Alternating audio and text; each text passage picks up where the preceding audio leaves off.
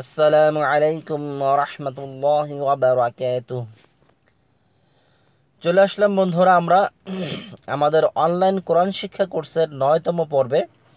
আজকে আমরা ৯তম পর্ব শুরু করতে যাচ্ছি। তো আপনারা সকলে সালামের উত্তর দিয়ে ভিডিওটা দেখতে থাকুন। তো আজকে আমরা ২ নম্বর সূত্রের খ মোটা উচ্চারণ, মানে যেই শব্দগুলি সর্বদাই মোটা উচ্চারণ হয় সেগুলো আজকে আমরা শিখব। তো এখানে কিছু লেখা আছে, আমি যেগুলি পড়তেছি মানে পড়ব, আপনারা মনোযোগ সহকারে লেখাগুলি শুনুন এবং পড়ুন। আমি বললে শুনবেন এবং ভিডিওটাকে পজ করে দিয়ে আপনারাও পড়বেন। আচ্ছা, তো মোটা উচ্চারণ আরবিতে বলা হয় ইস্তেআলা, আরবিতে বলা হয়। তো এখানে পড়তেছি, আপনারা শুনুন। আরবি 29টি অক্ষরের মধ্যে 7টি অক্ষর সব জায়গায় সর্বাবস্থায় মোটা উচ্চারণ হয়। একটি অক্ষর গুরুত্বপূর্ণ বিষয়, এটি একটি গুরুত্বপূর্ণ বিষয়। সেজন্য ইস্তিলাহ অক্ষর নিয়ে একটি অধ্যায় করা হয়েছে। অনুশীলন করার জন্য রয়েছে প্রচুর উদাহরণ। এই অধ্যায়টি ভালোভাবে আয়ত্ত করতে পারলে পড়া অনেকটা শুদ্ধ হয়ে যায়, কারণ ইস্তিলাহ অক্ষরের ব্যবহার কোরআনে প্রচুর পরিমাণে রয়েছে। সুতরাং 100% মনোযোগ দিয়ে শুদ্ধ উচ্চারণ শিখতে হবে। 100% মনোযোগ দিয়ে শুদ্ধ উচ্চারণে শিখতে হবে। আচ্ছা, তো এখানে লক্ষ্য করেন 7টি অক্ষর সর্বদাই মোটা উচ্চারণ হয় আর কি, ইস্তিলা যেটাকে বলা হয়। তো 7টি অক্ষর সর্বদাই মোটা উচ্চারণ হয়। আচ্ছা, তো কি সেই 7টি অক্ষর? এই যে আপনারা দেখতে পাচ্ছেন 7টি অক্ষর, এই 7টি অক্ষর। এটা হচ্ছে প্রথমে যেটা আছে সেটা হলো খ, তারপর হচ্ছে সদ, গদ, ত, জ, গ, ক।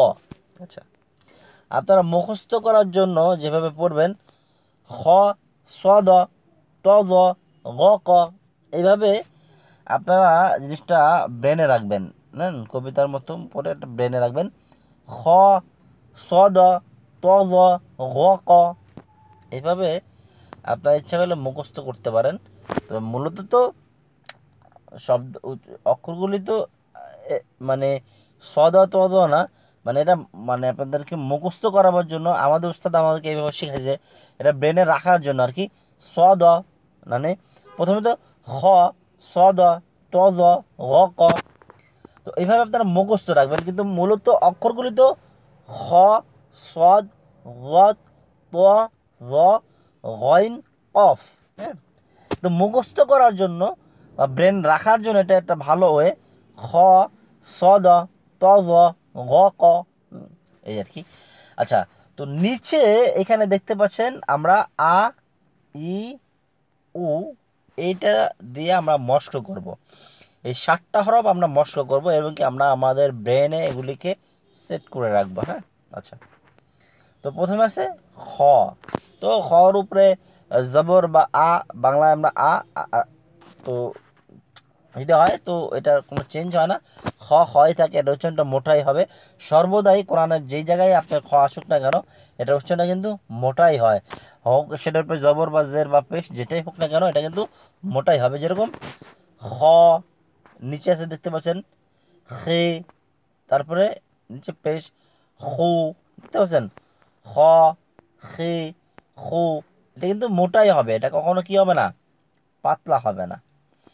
তারপর আছে সদ। আচ্ছা, স, এটা কি স, ব, ত, ভ, গ, ক। ঠিক আছে, আপনারা এইভাবে পড়বেন। আমি লাইন বাই লাইন পড়তেছি, আপনারা শুনুন এবং আপনারাও পড়ার চেষ্টা করুন এবং পড়ুন। আচ্ছা, খ, স, ভ, খ, স, ভ, খ, স, ভ। আচ্ছা, তারপর আছে ত, জ, গ, ক, ত, জ, গ, ক, ত, জ, গ, ক। আচ্ছা, আপনারা কিন্তু মাখরাজের সহিত অবশ্যই চেষ্টা করবেন যাতে আপনাদের উচ্চারণগুলি মাখরাজের সহিত হয়। হ্যাঁ, আচ্ছা, তারপর হলো জেড দিয়ে পড়বো আমরা, মানে ই দিয়ে পড়বো, বাংলায় ই। তো খি সি খি সি খি সি। আপনারা আমার পড়াটা শুনুন, লক্ষ্য করে শুনুন এবং আপনারা পড়ার চেষ্টা করুন। খি সি খি সি ভি ভি তুই তুই তুই ভি ভি রি রি রি এই এই এই এই। তারপর হলো পেশের উচ্চারণ, হো হো হো, সু সু সু, ভু ভু ভু, তু তু তু, ভু ভু ভু, হো হো হো, ও ও ও। আচ্ছা, আমরা এটা 2বার 3বার করে পড়লাম। এখন আমরা প্রত্যেকটা আবার একবার একবার করে পড়বো। হ্যাঁ, খ স ল ত ভ গ ক, খি সি রি তি রি রি কি, হু সু রু তু ভু হু উ। আচ্ছা, তো আমরা এটা পড়লাম, মস্ত করলাম, আপনারাও করবেন। তারপর নিচে এখানে কিছু পড়া আছে যেগুলি আপনাদেরকে পড়তে হবে। আমি একবার পড়ে দিচ্ছি, তারপর আপনারা বাসায় বসে বসে পড়বেন। হ্যাঁ, খলা قال طاب بصق صدق لعق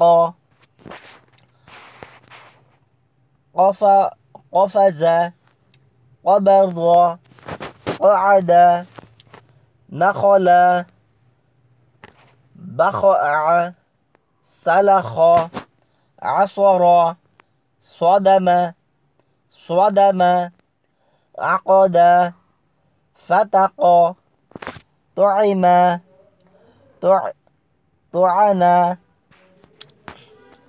قوض قوض قوض عرض رزق ختن ختن ضرب ضرب قصد ختم ختم। এই যে দেখতে পাচ্ছেন এইখান থেকে। হ্যাঁ, ختم خلق ظلم صبر غفر نصر دخل صلب قوية قوية قوية। এটার উচ্চারণ খুব লক্ষ্য করুন, قوية قوية।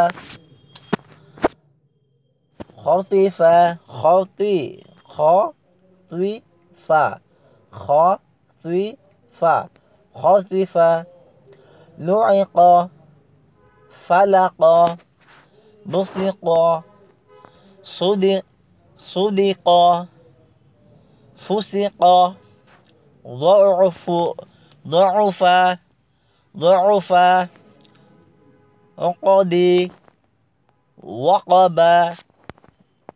আচ্ছা, তো যাই হোক, তো আপনারা এটা বাসায় বসে বসে প্র্যাকটিস করবেন, মস্ক করবেন, তাহলেই হয়ে যাবে।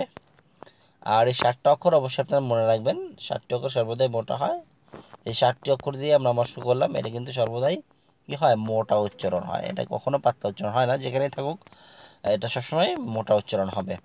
তো আজকে এই ছিল আমাদের ক্লাস। ইনশাআল্লাহ আমরা আগামী পর্বে আগামী পেজে চলে যাব। তো আজকে এই পর্যন্তই। আসসালামু আলাইকুম ওয়া রাহমাতুল্লাহি ওয়া বারাকাতুহু।